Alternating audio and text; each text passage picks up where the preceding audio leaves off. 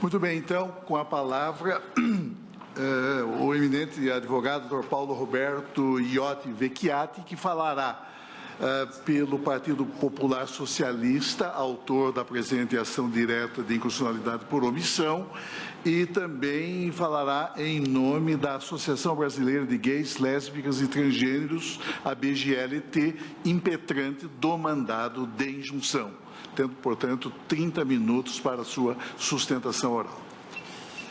Muito boa tarde, excelências. Queria agradecer muito, preliminarmente, a sensibilidade tradicional do tribunal de fazer o julgamento conjunto e conceder o tempo das duas ações, tanto a mim quanto ao Miticuri. É um tema constitucionalmente muito controverso, polêmico. Eu sou o primeiro a reconhecer isso e falo isso para as entidades autoras desde a distribuição das ações. É sempre um grande prazer, uma honra e uma responsabilidade estar aqui perante essa Suprema Corte na defesa dos direitos humanos e, especialmente nesse caso, que é certamente o de maior polêmica que eu já trouxe ao tribunal, ao pleitear a criminalização específica da homofobia e da transfobia. Eu entendo a perplexidade polêmica que isso causa, mas as ações elas são pautadas, entendo eu, por profunda dogmática constitucional. Eu analiso conceitos constitucionais clássicos e tento levá-los às suas consequências lógicas. Não há nenhuma aventura jurídica, excelências. Jamais assinaria uma ação em que eu não acreditasse firmemente nas teses. E os 3 pareceres favoráveis da Procuradoria-Geral da República nos 2 processos, creio que o demonstram à saciedade. No mínimo, no primeiro dos pedidos sucessivos de declaração de mora inconstitucional do Congresso. Esse pedido não há dúvida da possibilidade jurídica do pedido, bem como no pedido de declaração de prazo, providências que o Supremo Tribunal Federal já fez em diversas oportunidades, mas espero demonstrar também a juridicidade e pertinência dos pedidos mais ousados. Eu queria destacar que eu acho que é um dia histórico também na Suprema Corte. Na linha da advocacia, temos 3 advogados gays sustentando, eu entre eles, uma advogada lésbica, uma advogada transgênero. O lugar de fala é importante que o movimento social respectivo esteja aqui na Suprema Corte. Espero que a Corte concorde com o eminente ministro Barroso quando propõe a superação da jurisprudência sobre a entidade de classe, para que entidades de defesa de direitos fundamentais possam exercer o controle concentrado. Mas a importância das 2 ações e do mandado de injunção especificamente também é essa, que a própria entidade diretamente interessada e que trabalha, tem pertinência temática, possa vir ao tribunal. Pleiteia-se, como muito bem exposto pelos eminentes relatores, o dever constitucional, o reconhecimento do dever constitucional do Congresso em criminalizar a discriminação por orientação sexual e por identidade de gênero. É o que as ações explicam, se referir por homofobia e transfobia, a partir de 2 ordens expressas de legislar. O dever de criminalizar todas as formas de racismo e o dever, subsidiariamente, não entendida a homotransfobia como racismo, entendê-la como discriminação atentatória a direitos e liberdades fundamentais, que o artigo 5º, inciso 41, determina a punição. Nessa segunda hipótese, eu creio que seja inconteste que a homofobia e a transfobia se enquadram nos direitos à livre orientação sexual e livre identidade de gênero. Os eminentes juristas e entidades no processo, Senado, câmaras, que negam a existência de ordem de legislar, convenientemente ignoram o artigo 5º, inciso 41, como que a homofobia e a transfobia não são discriminações atentatórias a direitos e liberdades fundamentais. Não explicaram no processo, com todas as vênias. Então, esse dispositivo está no coração penal do artigo 5º, um argumento topológico. Está na parte do artigo 5º, um artigo de direitos, eu sei, mas na parte em que ele se preocupou com o direito penal. Mas há um argumento substantivo, material, que justifica a lei punirá ser punição necessariamente penal. O princípio da proporcionalidade enquanto proibição de proteção insuficiente, que é uma notória hipótese de omissão inconstitucional. E eu entendo que a proteção insuficiente se caracteriza sempre que atendidos os pressupostos do direito penal mínimo, que me recordo de um julgado alimentado pela ministra Carmen Lúcia, não é? Me foge o número, perdão, mas que o direito penal mínimo é a teoria penal constitucionalmente adequada. Concordo plenamente. Entendo que o direito penal mínimo exige a criminalização da homotransfobia. Ele é um critério qualitativo, o que pode ser crime, não quantitativo, de quantidade de leis penais. Você pode ter 1000 leis penais e todas atenderem um minimalismo, em tese. Os critérios são bem jurídico relevante no sentido de indispensável à vida em sociedade, e a última ratio. O bem jurídico penal entende a tolerância. E vejam, estou abaixo do respeito. Respeito é tratar como igual. Tolerar, você até entende o outro como inferior, não o aceita, mas pelo menos não o ofende, não o discrimina, não agride, não mata. O direito civil pode impor o respeito, o direito penal me parece que pode e deve impor a tolerância como indispensável à vida em sociedade. O requisito da última ratio, os poucos entes federativos que possuem leis administrativas antidiscriminatórias, como São Paulo e sua Lei 10.948 de 2001, no memorial que entreguei a Vossa Excelência, cito outros estados, não conseguem coibir a homofobia, a transfobia, a LGBTI-fobia, de maneira eficiente. Vejam, com isso não quero cair no erro da direita de achar que o direito penal, a criminalização é a panaceia de todos os males, que a mera criminalização resolve o problema social. Mas também não incorro no erro de parte das esquerdas progressistas de acharem que a criminalização de condutas não serve para nada. Uso contra os dois lados o caso do homicídio e do estupro. Embora criminalizados, são condutas nefastamente ainda praticadas, mas muitas pessoas não praticam homicídio e estupro porque é crime. O odioso caso de anos atrás de um cidadão que pediu uma marcha de legalização do estupro após o Supremo permitir a marcha de legalização da maconha não me deixa mentir. A diferença gritante dos dois casos me faz não explicar porque é possível uma e não a outra. E para a parte relevante da doutrina, o atendimento dos pressupostos do direito penal mínimo torna a criminalização constitucionalmente obrigatória. É a doutrina dos mandados de criminalização implícitos. A professora portuguesa, Maria Conceição Ferreira da Cunha, é o grande clássico sobre o tema, Luciano Feldens e outros no Brasil. Então, permitam-me dialogar com os ministros e ministras em alguns momentos para enriquecer o debate. Confesso que não consigo entender a decisão do eminente ministro Lewandowski quando extinguiu o mandado de injunção, posteriormente reconsiderado pelo ministro Fachin, quando disse na decisão que o fato da associação impetrante considerar a proteção insuficiente não lhe permite pleitear, não torna a criminalização constitucionalmente obrigatória. Ora, como Vossa Excelência e o ministro Gilmar, no julgamento da constitucionalidade do Estatuto do Desarmamento, falaram, a proibição de proteção insuficiente é inerente ao princípio da proporcionalidade. Então, se a entidade considera a proteção insuficiente e o Supremo concorda com isso, temos uma hipótese de omissão inconstitucional. Apenas o ministro Gilmar não estar aqui, mas sua doutrina, ele especifica muito, fartamente, os deveres de proteção, o dever de agir do Estado para proteger as pessoas em geral e grupos vulneráveis em particular. Então, pediria que Vossa Excelência e o Tribunal considerassem essa argumentação. Sobre o cabimento do mandado de injunção. Embora haja um inconsciente coletivo na doutrina que ache que só cabe mandado de injunção para criar direito subjetivo que precisa ser constitutivamente criado por lei, não é isso que diz a Constituição.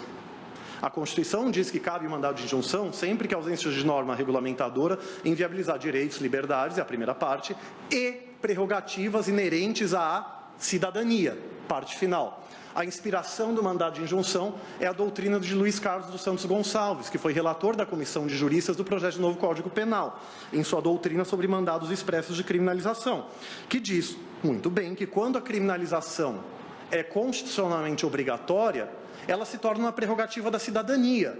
Por quê? A ordem de criminalizar não é um amesquinhamento de direitos fundamentais de quem vai ter a conduta criminalizada. O professor Gonçalves bem diz, é um mecanismo de proteção dos direitos fundamentais e direitos humanos do grupo a ser protegido. A Constituição exige a criminalização do racismo, da violência doméstica, para quê? Para proteger os grupos raciais minoritários, a mulher. Então, entendendo que a Constituição exige a criminalização da homotransfobia, ela o faz para proteger a população LGBTI em seus direitos fundamentais. Ao que me consta, liberdade, em seu sentido liberal, desde a Declaração dos Direitos do Homem e do Cidadão, pós-Revolução Francesa, é fazer o que bem se quiser, vírgula, desde que não prejudique terceiro. Então, discursos de ódio, ofensas e discriminações a terceiro prejudicam terceiros, não estão no âmbito de proteção do direito à liberdade, nem da liberdade de expressão. Discurso de ódio não é protegido pela liberdade de expressão. A Suprema Corte dos Estados Unidos é a única que diz o contrário. Este Supremo Tribunal Federal, Corte Interamericana de Direitos Humanos, Corte Europeia, todos repudiam o discurso de ódio. E é isso o que se quer criminalizar. A Ana Júri, que falará aqui depois, em seu memorial, fala que a criminalização da homofobia geraria um prejuízo à liberdade religiosa. Discordo veementemente. Ninguém quer condenar e prender padres e pastores por dizerem que a homossexualidade, ou seja lá o que for, é pecado. De maneira nenhuma. O que nós somos contra é o discurso de ódio. Quando despachei anos atrás, em audiência com o eminente ministro Barroso, citei um exemplo que eu sempre dou. Se eu vou a um padre, a um pastor, digo, sou gay, o que a igreja tem a dizer a esse respeito, e ele me diz de maneira respeitosa que, na visão dele, a Bíblia condena, e se eu não mudar os meus atos, eu não irei ao reino dos céus, ou irei ao inferno. Concordamos em discordar. Minha modesta opinião, a ignorância é um direito fundamental quando não me prejudica, mas não é crime hoje, não é dano moral hoje, e jamais vai sê-lo. Se for, vai ser inconstitucional. Vou ser o primeiro a dizer isso. Mas, mesmo exemplo, eu vou ao padre, ele se afasta e fala, sodomita sujo, saia daqui. Isso, obviamente, é um abuso do direito de liberdade de expressão. Há um claro ânimos injuriandi, que a jurisprudência diz que é um requisito para um discurso ser ilícito. Então, a ideia é, não queremos criminalizar a liberdade religiosa de ninguém, dentro ou fora das igrejas, mas não queremos que a igreja seja um âmbito de discursos de ódio. Na inicial, cito a decisão do Tribunal Europeu de Direitos Humanos, em que declarou constitucional, convencional a condenação. Na defesa, o acusado alegou liberdade religiosa, mas para quê? Para um panfleto que vinculava a homossexualidade à pedofilia. Com todas as vênias, isso é discurso de ódio, isso é injúria, não é liberdade de expressão. Então, e a tipicidade material do direito penal é mais do que suficiente. Se uma conduta for liberdade religiosa, mesmo que ela se enquadre no silogismo da lei penal, ela não vai ser criminalizada, por um conceito material de tipicidade, punibilidade. A doutrina penal é pacífica nesse sentido. Então, é uma prerrogativa da cidadania das minorias sexuais e de gênero, a população LGBTI, a criminalização da opressão que sofre, pela verdadeira banalidade do mal homofóbico e transfóbico que nos assola. Falo banalidade do mal no sentido de Hannah Arendt, no sentido de que são pessoas ditas normais, de bem, e não monstros inomináveis, nazistas, que cometem atos horrendos, mas pessoas que convivem normalmente em sociedade, mas que de repente sentem no pseudo-direito de agredir, ofender, discriminar e até matar pessoas LGBTI, pelo simples fato de não serem heterossexuais ou cisgênero. Nós estamos tendo o caso de heterossexual sendo vítima de homofobia e cisgênero de transfobia. Anos atrás, um pai e um filho em um caso, e 2 irmãos gêmeos estavam abraçados, foram confundidos com um casal homoafetivo e foram agredidos. O pai perdeu metade da orelha e um dos irmãos gêmeos foi morto pelas agressões.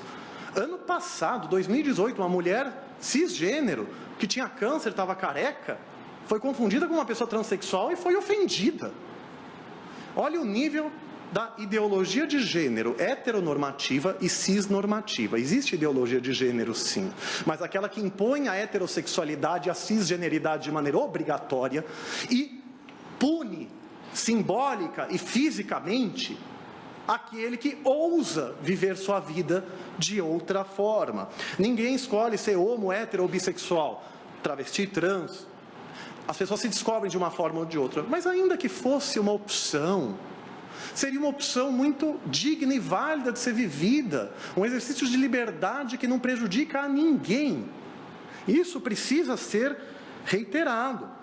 E essa banalidade do mal homotransfóbico ganhou exemplos paradigmáticos no ano passado, durante o período eleitoral. Tivemos casos de um homossexual e um negro assassinados, com todas as vênias, por eleitor de Bolsonaro por questão política. Uma travesti foi assassinada sob o grito de Bolsonaro. E temos um nefasto grito que começou na torcida do Atlético Mineiro, mas se difunde, eu tenho links, eu provo tudo que eu alego, dizendo, aspas, ô bicharada, toma cuidado, Bolsonaro vai matar viado, fecha aspas. Veja o inconsciente coletivo, veja o que os eleitores de Bolsonaro se sentem legitimados, e ao que me consta ele não fez um repúdio veemente. Tem honestidade intelectual. Numa matéria online, que posso achar, ele disse que não é a favor da violência. Numa matéria online que muita gente não viu. Acho que precisaria de algo mais enfático. Não me levem a mal, não quero fazer discurso político contra o presidente eleito. Mas eu entendo que estes fatos justificam a invocação da função contramajoritária desta Suprema Corte, enquanto Tribunal Constitucional, na defesa de minorias e grupos vulneráveis, e também as funções representativa e iluminista, com primor defendidas pelo ministro Roberto Barroso na doutrina. Porque a jurisdição constitucional, seja como se nomeie as suas funções, ela se legitima quando há alguma inconstitucionalidade envolvida. Creio que já mostrei uma série de situações de proteção insuficiente e opressão a um grupo vulnerável que justificam, então, a atuação desta Suprema Corte. Nesse sentido, para proteger, concretizar deveres de proteção do Estado na proteção da população LGBTI. Sempre entendi a função iluminista do ministro Barroso como maximalismo interpretativo. É uma pena o ministro Luiz Fux não estar aqui. O ministro Luiz Fux sempre, por vezes, invoca, o conceito de desacordo moral razoável de Cassius Stein. Mas o próprio Cassius Stein diz que não se justifica o minimalismo por esse conceito quando temos direitos fundamentais envolvidos, que são o coração substantivo da Constituição.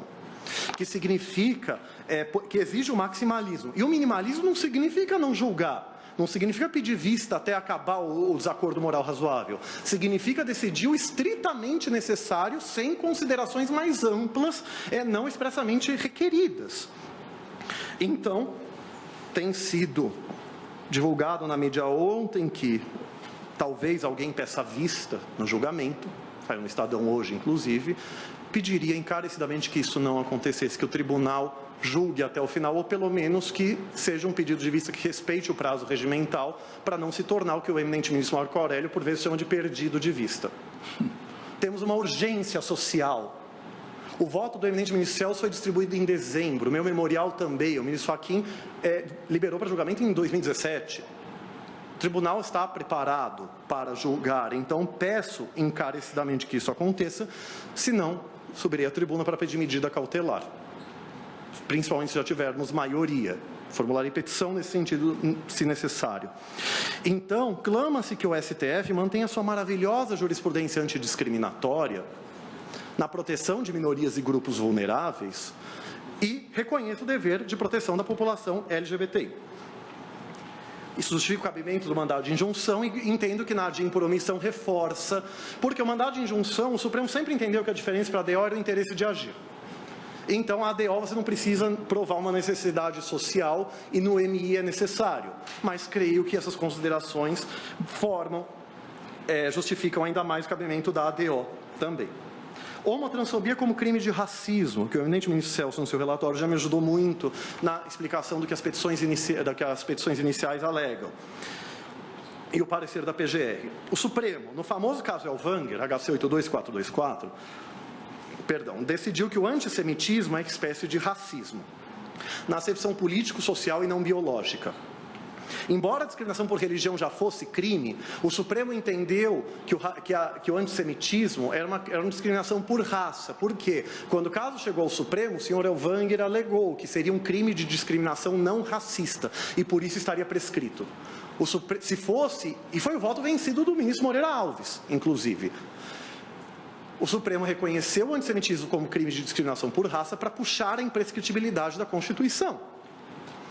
Então, a maioria do STF, reconhecendo que a Constituição, no artigo 3º, inciso 4º, e a lei antirracismo falam em raça e cor em palavras diferentes, donde, pela máxima hermenêutica, que a lei não possui palavras inúteis, não se pode considerar raça e racismo apenas pelo critério fenotípico de cor de pele, enquadrou o antissemitismo como discriminação por raça, tendo como ratio decidendi, fundamento determinante, o projeto Genoma ter acabado com a crença de que a humanidade é formada por raças biologicamente distintas entre si. Então, ministro Nelson Jobim, para o racismo não virar crime impossível, pela unicidade biológica da raça humana, abandonou-se de vez o conceito biológico e adotou-se o conceito político-social. Racismo como a inferiorização de um grupo social relativamente a outro. Bem, se este é o conceito constitucional de racismo, conceito ontológico constitucional de racismo, eu acredito que ele seja, então a homofobia e a transfobia configuram um crime de racismo. Você inferioriza as pessoas LGBTI relativamente a heterossexuais e cisgênero. O heterossexismo e o cissexismo, ideologias que pregam a heterossexualidade e a cisgeneridade obrigatórias, são ideologias racistas, porque visam classificar o outro como desigual, inferior, estigmatizá-lo a partir de estereótipos negativos e naturalizar o grupo hegemônico como único natural. Eu proponho, inclusive, que, como requisitos dessa inferiorização de grupos ser racista, que se restringe ainda mais o conceito para que só ocorram discriminações estruturais, sistemáticas, institucionais e históricas, justamente para não ser qualquer coisa que possa ser considerada em racismo. O legislador pode criminalizar praticamente o que ele quiser, desde que ele respeite o princípio da proporcionalidade. Vamos sintetizar assim. Mas, se ele colocar na lei de antirracismo crime de discriminação por time de futebol, por cor de cabelo, e sim, ouvimos isso nas discussões informais, serão crimes de discriminação não racistas, que prescrevem. Então, o regime esse conceito do Supremo dá uma racionalidade que justifica os critérios da lei antirracismo, que fala em raça, cor, etnia, procedência nacional e religião. Ora, quem está querendo privilégios aqui? São religiosos fundamentalistas que não querem que a mesma criminalização que lhes protege, que é a opressão a religiosos, seja garantida à população LGBTI pela criminalização da LGBTI-fobia. Queremos igual proteção penal.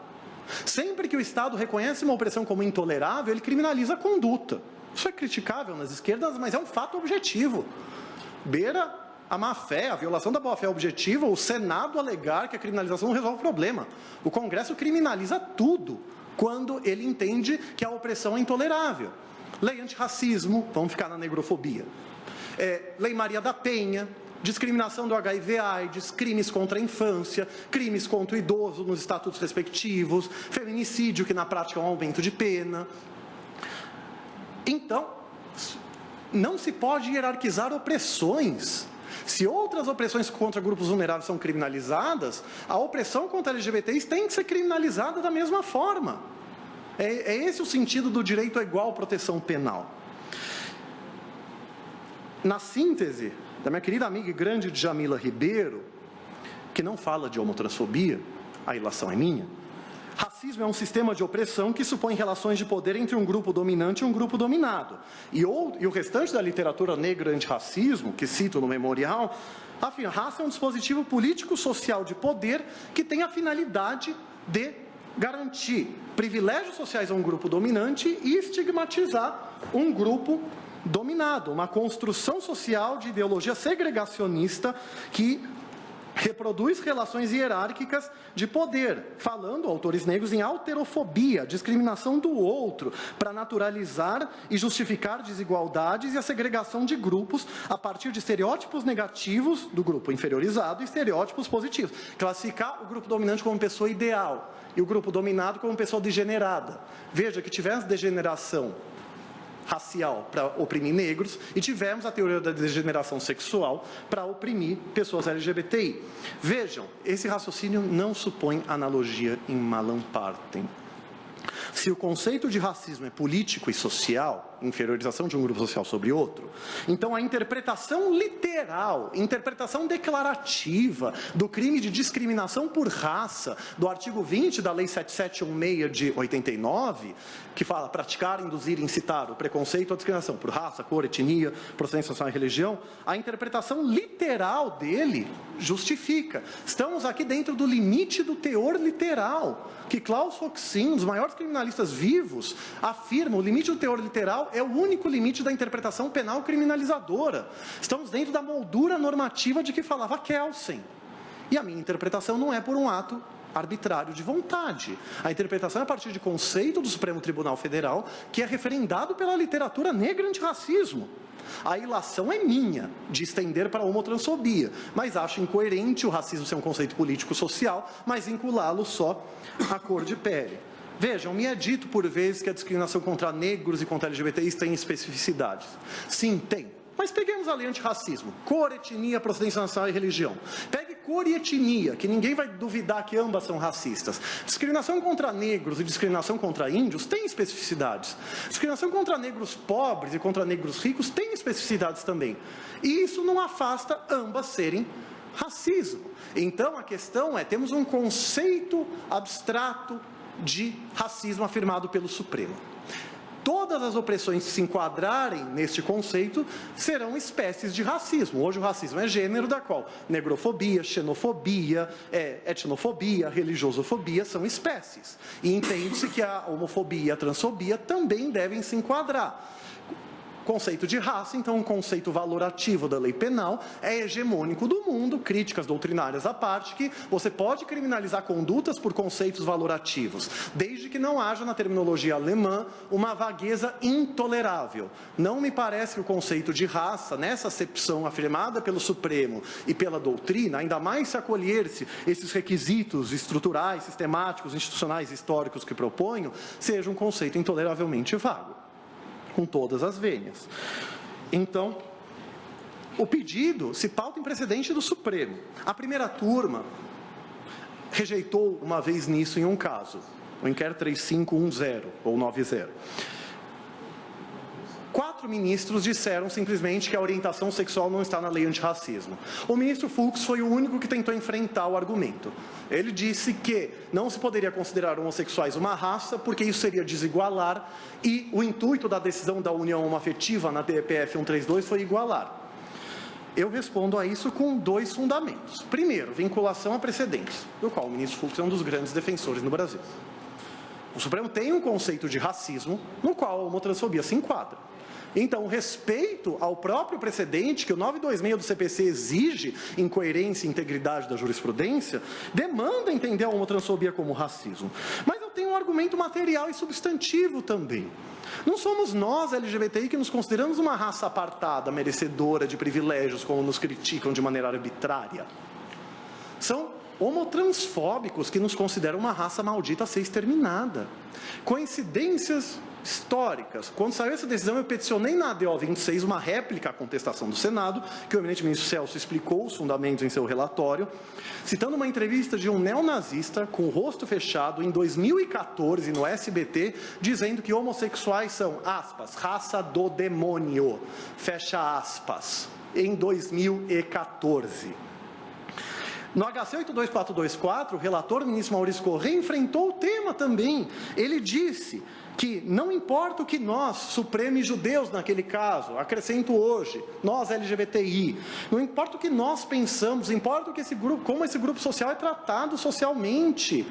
Nós somos considerados uma raça maldita, degenerada, que ou deve ser exterminada ou oprimida e estigmatizada. Esse é o senso comum de boa parte da população que tem medo da população LGBTI por preconceitos arbitrários, mas históricos e institucionalizados. Então, peço o overruling dessa decisão do Supremo por esse plenário.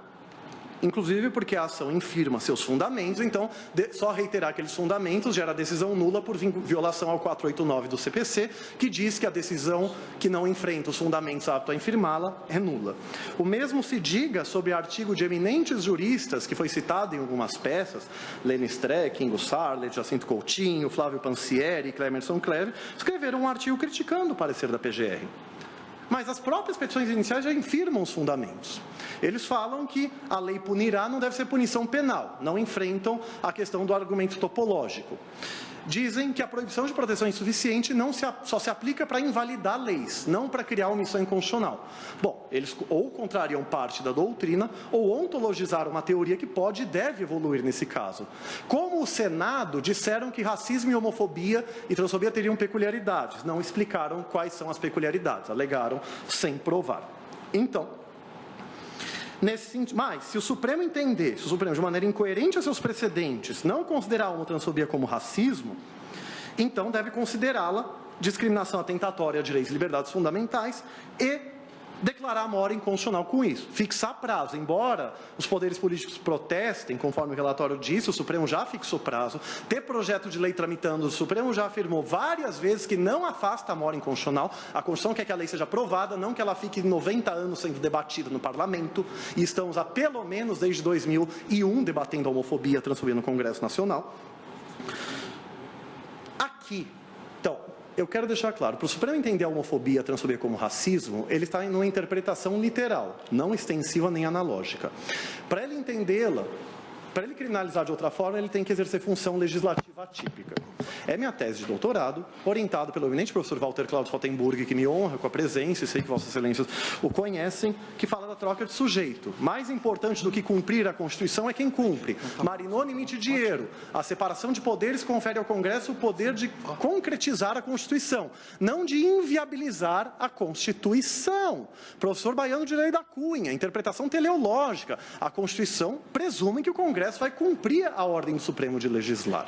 Mas se a Constituição ordena que o Congresso legisle e ele não legisla, cabe ao Supremo criar a norma geral e abstrata. Isso não viola a separação de poderes, freios e contrapesos. O Supremo, e aí eu concluo, ele controla a omissão inconstitucional normatizando o tema, provisoriamente. Piovesan, Marinoni Mitidiero e outros falam isso. No dia seguinte, o Congresso controla a atuação normativa do Supremo, criando a lei, porque tudo que ele não pode é não legislar. A inconstitucionalidade visa retirar a situação inconstitucional do mundo jurídico.